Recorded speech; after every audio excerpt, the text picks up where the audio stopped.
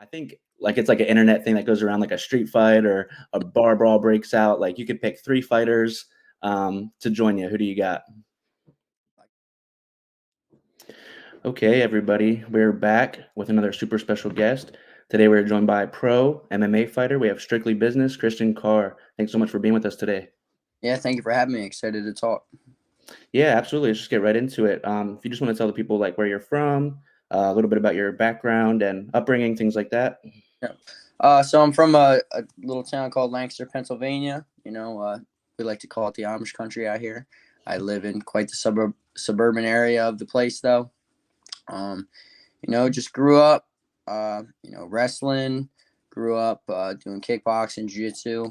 I was homeschooled, so I had the ability to kind of, run my training all the time while I was, doing class and stuff like that. So, I had a pretty sweet deal with my upbringing. Wow. Yes, you started pretty early on for you then. Um, hmm what would you say? What would you say just sparked that initial interest in all the combat sports and martial arts for you initially? So starting out, wrestling at a really young age. I started wrestling at 4. I was always kind of doing something like that.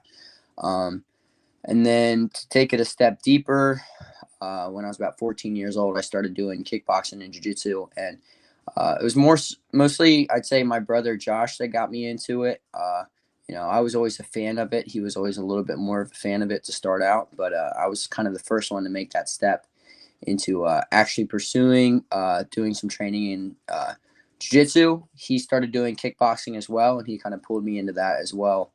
Um, and now somehow I got stuck doing it for the rest of my time so far. Yeah. No, that's amazing that you started that early.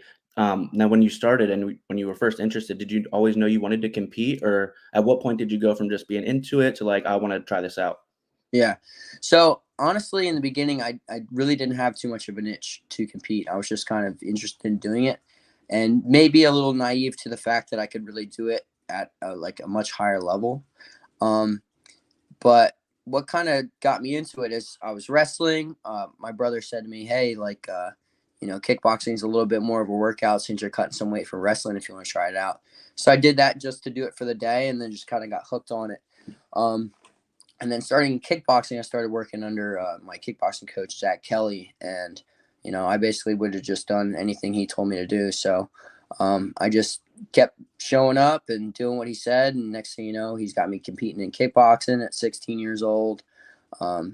Still, like the thought of competing in MMA and stuff since I had that jiu-jitsu and wrestling background as well. Was still just doing the kickboxing until I turned 18. And then I had the opportunity to fight MMA for the first time, and still didn't expect I was gonna pursue it to the level I am now. But I'm lucky I was around the people I was around when I was doing it then. Yeah.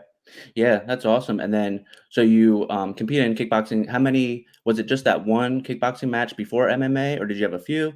Yeah, I had three kickboxing fights to start out. One, Okay. 16, 17, 18, 3 years in a row. Wow, that's awesome. And then, so you make your amateur MMA debut. You get the win. What was that moment like for you? Just take us through that. It was crazy because like in wrestling, jiu-jitsu, kickboxing, you know, competition got you amped up, but there was something different about the MMA atmosphere that was, got me a little bit more amped up than maybe I was prepared for. I went out and I performed well, but I definitely locked in some tunnel vision and had quite the adrenaline dump. I remember uh, walking around the venue, 2 or 3 times after I fought, and I couldn't tell you a single thing that happened in the fight. I was like just so amped up in the moment that until I got to watch it back on film and stuff, I really had no idea what I just went out and did. But nowadays, with all the competition experience I have and stuff, I've definitely learned to slow it down a little bit. Yeah, and then you have a pretty successful amateur career. I think you were 5-1 as an amateur, Yep. and then you were eventually able to avenge that one loss as a pro. You get that loss back. What did that mean for you, getting that only loss to date back? Yeah, I mean, it was awesome for me. It was my first time fighting for a title uh, as an amateur, and unfortunately, I didn't come home with that title that night. I lost a split decision, so a very close fight. And there's always that thing you say about yourself where you think you did a little bit better in your mind, but the judges rule when you make it go 3 rounds. So to be able to, one, get the rematch, two, be able to win in that rematch, and three, to be able to finish that fight was big because you know whenever I had to talk about uh, my MMA career and what my record was, I tell people how many wins I have, and they ask me how I lost. So I had to tell them, oh yeah, it was a close fight, but I thought I won, whatever.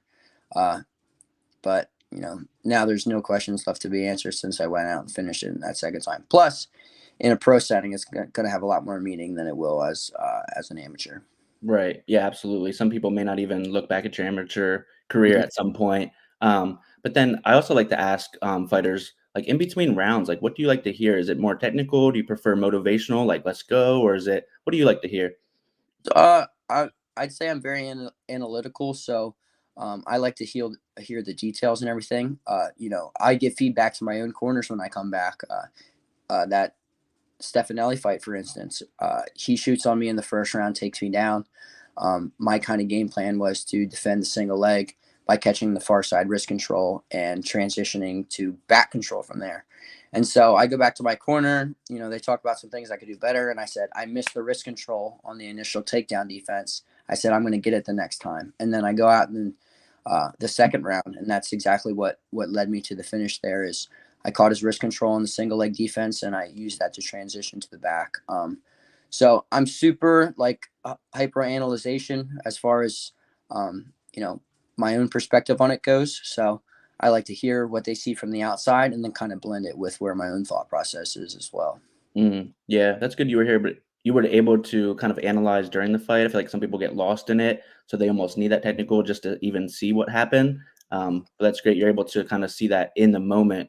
Um, and then what would you say just kind of like sets you apart, like maybe training wise or just as a fighter in general? Um, Everybody's unique in their own way. I definitely like to, like I said, I like to hyperanalyze, you know, the positions that I find success in and why I do well in those and, what works for me. And that's what works for me. And, some people I'd say can get away with doing a lot less. But for me, it's, looking at it a certain way and kind of diving into the details of how things work, to the finest point. Mm, Um, that, you know, helps me understand it, whether that's an advantage against somebody else or not. That's an advantage to myself and knowing how I improve. So, uh, like I said, some people can be athletic and explosive and get away with knowing nothing. mm. I be a little bit more of a finesser, so I feel like I have to understand a little bit more. And I think I look at it a certain way where in most cases, I can find the path to victory just due to my positional knowledge and such. Yeah.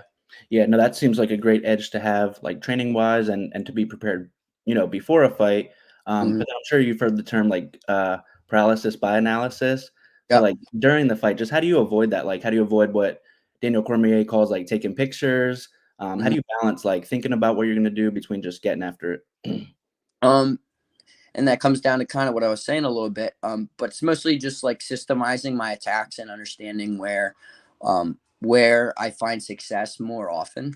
Mm, And another thing is as I approach how I'm systemizing the attacks, I like to approach it in a way where I'm attacking a fundamental defense in the sense of my opponent is doing everything correct, but I'm just running him into a crossroad where he's going to run into something that even though he's not making a mistake, it's still going to put him in a poor position because I'm making him have to defend himself fundamentally in a way that's going to force him into a bad position. So, mm, um, creating the system and understanding what they should do defensively and kind of just in a way continuing to try to stay a step ahead, I think is the best way to do that. There's moments and stuff where things don't go your way, like say in my last fight, I was doing really well and attacking the back, and I didn't really like how he shelved my leg, and I was like, you know what, maybe this isn't what I was looking for, but I found my route based off of building into a new system. yeah. Yeah, no, that's a good segue because I was gonna fast forward now to your most recent fight. That was my first MMA fight as a fan that I got to see. Well, You got the co-main event. You have a lot of support, obviously. What do you like attribute your support to? Like, how much does that mean to you having all those people behind you? Because I could feel it, and it was my first show there and first time seeing you, but you definitely have the crowd behind you. that's awesome. Yeah, I mean, it means so much to me because like I said, you know, with just getting into it, for example, like my coaches and my brother and stuff, they put so much time into helping me develop.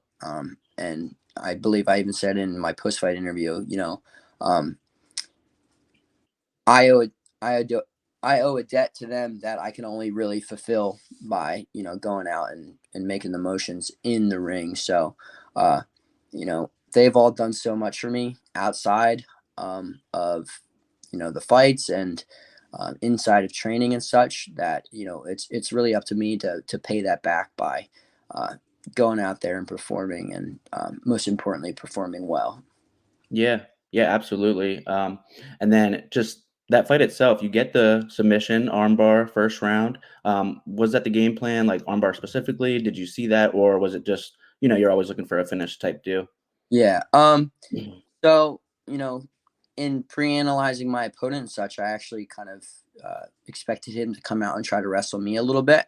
So my game plan was more so actually to try to just pick him apart on the feet as much as I could, and then kind of force him into trying to wrestle me a little bit. I think I do a little bit better in my counter wrestling than I do like my purely offensive wrestling. Hmm. But just a little bit of reacting in the moment. I fired a right hand as he fired a low kick, and I happened to catch his kick. So I found my way to pushing a single leg and dropping him to the floor from there. Once I got to there, I would go to where I find my most success, which is attacking people's back. And if I would have called my shot, I would have say I would have choked him because that's usually what ends up happening. But like Hmm. I said, I get to his back. I'm working my system. He shelves my leg. I didn't necessarily like it. I was like, I can either, get elevated or I can, be first. And I just attacked over top the front and found my arm lock position. Yeah. Yeah, that was awesome, and like I said, the pop from the crowd, Yeah. but I just wanna pivot, do some fun side questions here. I think, like, it's like an internet thing that goes around, like a street fight or a bar brawl breaks out, like, you could pick 3 fighters, to join you. Who do you got? I could pick three fighters. Yeah, it could be boxing, UFC, anything. Okay. Yeah, I've seen stuff like this before. I've seen ones too where you get to pick three, but then you have to go against, a whole arsenal of other people that are involved in it. Right, or you gotta go by your birthday date or whatever. And I always think that John Jones is a good bet, because he's big and he's obviously a great fighter. But there's always that haunting image of Brock Lesnar in that mix as well. I think one of the biggest, most just down to scrap dudes as well. Mhm. If I had to pick one more, you got to probably take Francis Ngannou. I'm just bringing a whole room of elite heavyweight savages with me. Yeah, that's funny. Mine would be similar. I would do, like, probably 2 heavyweights, like Hmm. Jones or Francis, and then I'd need, like, a wild guy in there, like a Mike Perry or, like, a Yeah, Bobby Brown, like, somebody just to go nuts. Now, I know what you're probably thinking. Did he just say he would choose Bobby Brown in a street fight? As in 80s and 90s pop superstar and frequent skier Bobby Brown? Obviously, what I meant was UFC lightweight Bobby Green. Come on, guys. But kind of. 3 big guys, I mean, you can't go wrong with that. Yeah. If Yeah, if I was being on the smarter side, I'd probably pick like GSP. But if Brock Lesnar's in the mix, I'm gonna grab the next guy who's just as big as him. yeah. I think you need, like, the intimidation factor and just the wild factor of the streets or whatever. That's why I think a Mike Perry would come in hand. Oh yeah, Um, he's good at that for sure. yeah, and then just if you could, like, a dream training partner, oh, let's go 2 people, so somebody at your weight that you could mix it up with, and then just anybody in general, like, to get some knowledge and train with for a day, 2 people that you'd pick for that. Yeah. So in the past, I've Dominic Cruz has always been my favorite fighter, and in the past, I've had the opportunity to actually train with him for a little bit. Oh, Um, wow. I would definitely have loved to be able to do that a little bit more. I think he has a great mind for the game, and I think the way that we both fight, our styles complement each other Yeah. as well. He's So very analytical also, you can tell with his commentary. exactly, yeah, he's the best trash talker in MMA as well. But yeah, definitely, I would pick him. And if I had to pick another person, I think if there's anybody who's like the embodiment of a true martial artist when it comes to MMA specifically, George St. Pierre is definitely that guy. And if I had two picks, I would definitely pick Dominic Cruz and GSP. Yeah. How did you get that what was that opportunity with Dom like? What happened there? I had just taken I think like a week or two out to San Diego to go out and just dive in and train with some of those savages out there. I had the opportunity to train with guys like Miles Jury, Darian Caldwell, Phil Davis, under uh, a great coach in Eric Del Fiero as well. So, it's kind of a little bit of just a drop in, but I think I was 19 at the time, and it was awesome to kind of get my first step inside with super high level guys, and kind of eye opening as well to be there, work with them, and understand that you're not just too far off. You just got to put some more time in. Yeah. Was there anything, like, specific, like, that one of them said that stuck with you, like a quote or just, like, any kind of approach to the game?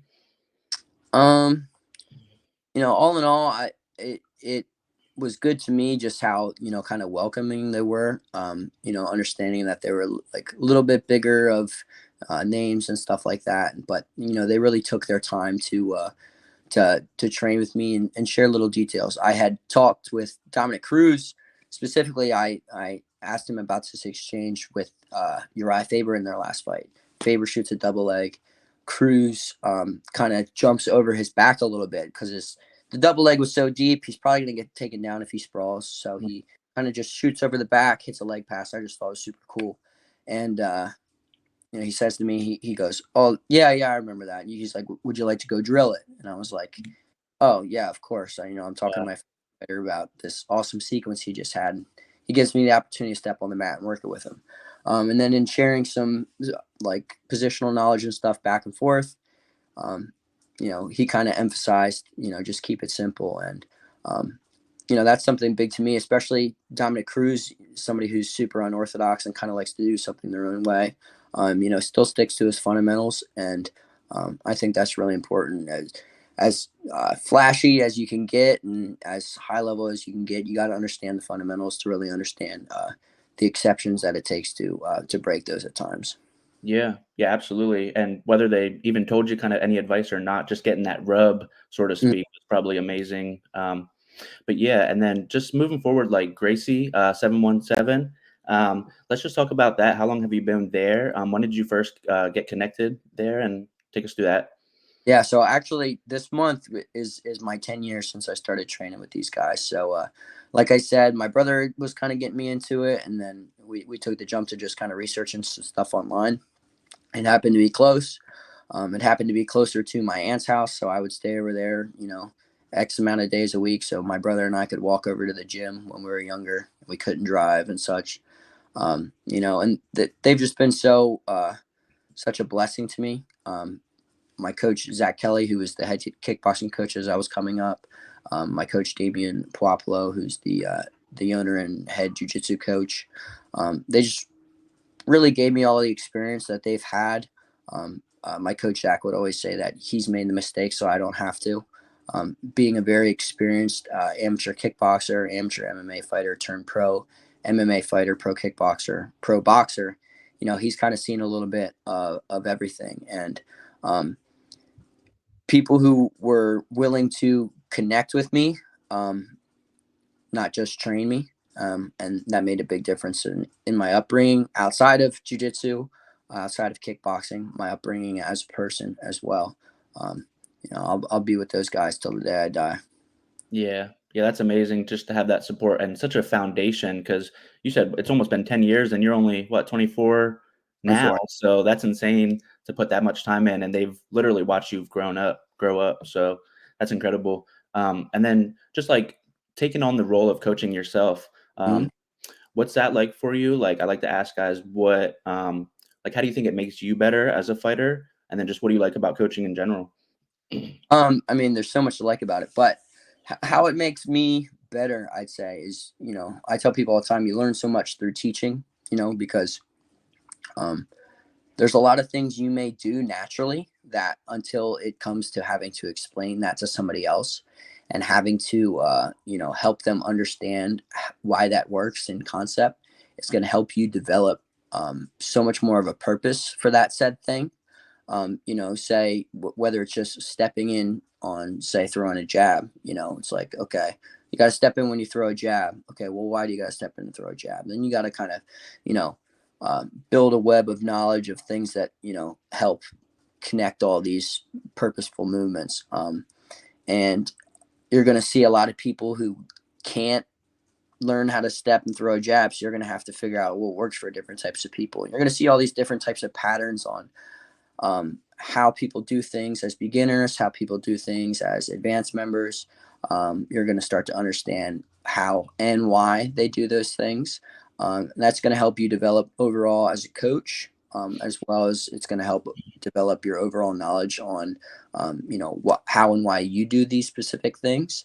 You're also going to start to understand that there's a lot of people that do a lot of things different or quote unquote wrong, but there's no such thing as wrong in this kind of sport, if it works, So you're going to see why those things that would be, systematically wrong in most cases work, and you're going to understand that there's a time and a place for everything, and that's just going to help you develop overall. Yeah. Yeah, absolutely. I think just a lot of the time hearing it out loud, Hmm. like being able to articulate it makes it make sense for you more as well. It's like, Hi guys, Miranda Maverick here, UFC Flyweight. I hope you guys are enjoying the interview so far. Don't forget to hit that like and subscribe before you get back to the video. what would you say is like the most challenging part of coaching? And then on the flip side, the most rewarding? Yeah. The most challenging part, is, I guess, you put a lot of time into people sometimes, and um, you try to give them everything you can, and sometimes it doesn't work out, and you just really don't know how to understand that sometimes. I think the hardest challenge as a coach, particularly in combat sports, is you can show and teach them how to do everything they need to do, but there's that last kind of mental step that is, kind of up to them, and um, you can still kind of tell them how and why they should act or have a certain kind of mental perspective. But until that decision is their own, they're not really going to get there as Mhm. far as whether or not they're going to choose to be a competitor or not. Um, and, that's just kind of, it's a hurdle that I continue to kind of deal with a little bit. And I think is, the toughest part for me. The most rewarding part on the flip side is when you see those people who maybe didn't think they had it in them a little bit, and you see them go out and they become a competitor, and you see that flip, and you know they're like, "Oh, I felt exactly what you're saying. Everything you said, it worked out exactly how this and that." And you're like, "Yeah, you know, that's the way it should go, right?" But Right. people, it's just a little harder to do that. But in all, it's going to lead to, the best and the worst of what it is to be a coach. Yeah. Yeah, absolutely. I'm sure just seeing that light bulb is like instant kind of, not instant gratification, but rewarding right in that moment for you. And I Uh, can understand it as, you know, a competitor and stuff growing up myself. My coaches have told me things 1,000 times. I didn't get till the 999th time that they told me, right. you know.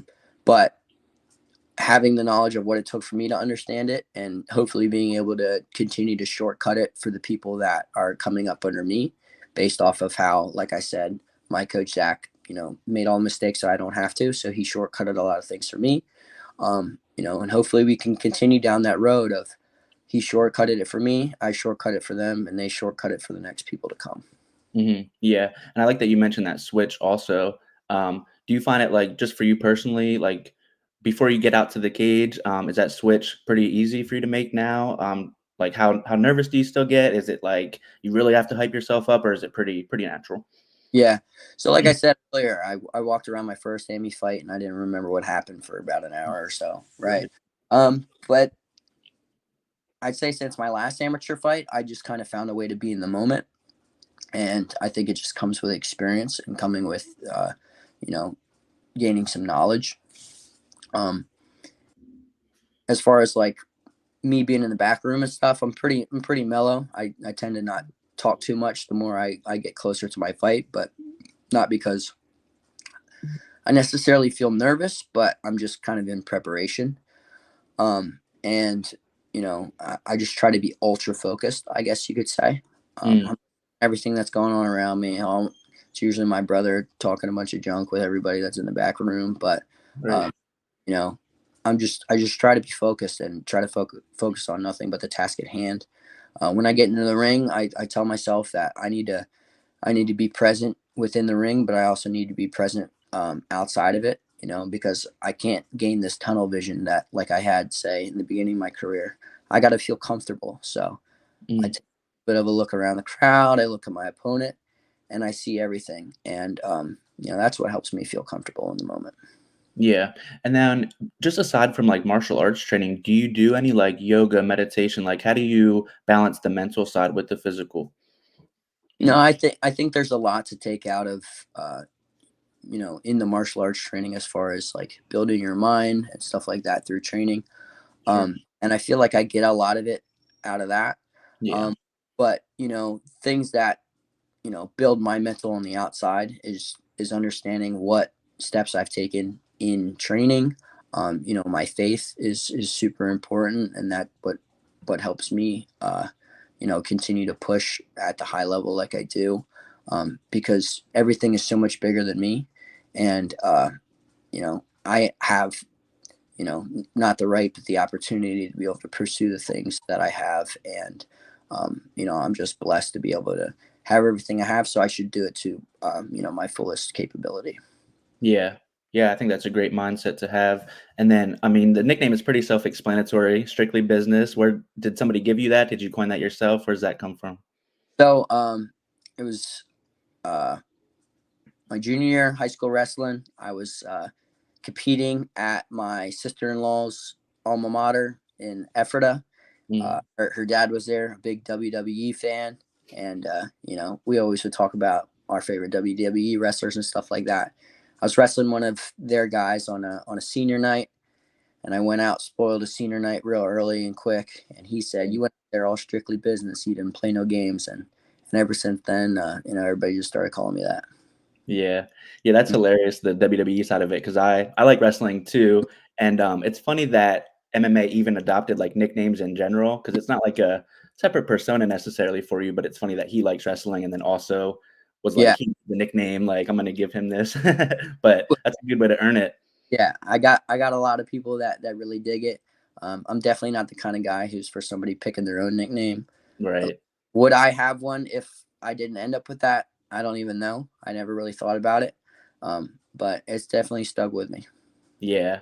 Yeah, that's awesome. I like hearing where, that kind of stuff comes from. But so you just have the fight in December, so that's fairly recent for you. But just when would you like to get back in there? What can we expect just from Christian in the future or from like Gracie 717? Like what can we look out for? Just in general from you guys. Yep. So I had to suffer and fast through Thanksgiving, so I kind of took it a little easy over these holidays, enjoyed some Christmas food and cookies and all that. I'm looking to get back to it. I'm training again, but I'm looking to fight kind of around springtime. I think is a good time frame for me. Um, but like I said, I'm always in the gym and I'm continuing to push. I got a lot of guys that I train with out in King of Prussia at Algeo MMA and stuff, and we got a lot of time to get better between our next fights. As far as guys out of my gym, I got two of my best friends of all time, Jake and Zach Kelly. My old kickboxing coach, Zach Kelly, and his younger brother Jake, both with some fights coming up. We got January 12th. Jay Kelly, he's 6-0 in kickboxing, as well as the WK national champion, fighting for his first organizational amateur title Mm, uh, up in New York. That one's going to be a banger. I'm calling round two right hand, knocking this guy out. Um, okay. And the following week, we'll have Zach coming for his second professional boxing debut, coming off of a third round finish. The guy didn't answer the bell come the fourth round, and he's going to lay the hands on him, and he'll get another finish too. I believe in that. Yeah, 2 clean finishes. All right, well, I look forward to it. I can't wait for, whatever's next for you as well. And then just before I let you go, if you just want to plug all your socials, where can we find you? I'm on Instagram, strictly business Carr, no spaces, no caps, and I'm Christian Carr on Facebook as well. That's mostly what I use. You can find me on there. I post all my fight info and stuff on there. So if you're trying to keep up with what I got going on, that's where you'll catch me. Probably Instagram more than Facebook, but Okay. All right, perfect. Again, thank you so much for joining us. I appreciate having you. Can't wait to watch your journey, see where it goes from here. awesome. Thank you very much.